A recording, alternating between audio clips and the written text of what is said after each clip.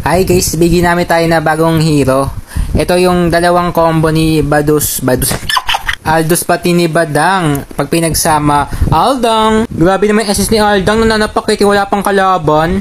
Tapos tinipe ko habang nag-SS, sabi ko, by gosh. But wait, there's more, may presal pa. Api ka presal, may scary suntok connection. Kawawa, ang gushorn. At pa sabi na, Frank, kala maganda. Ay, Android ka. Grabe naman, ang pangit naman ng cellphone mo. Naka-iPhone ako. Maganda nga cellphone mo, kaso mabilis naman maloobat kaysa sa Android. Tapos ito pa to sila, sulit pag nasuntok ko to, mapaparanoid. Pangalawang beses na yan, sabi ni Tita Aldang. Tapos para to, SSN ko sila at sasabihin ko is Beck Lance. Bakit Beck Lance? Kasi nga, Becky siya na Lance. Kahit gamitan mo ba ako ng only washing machine? Isang suntok ka lang naman din. Diyos ko, hindi ka pa ba nadalala? Ikaw na naman lang nakikita ko sa mapa. Oh, kahit ano pang gawin mo na Dash, it's a prank splash.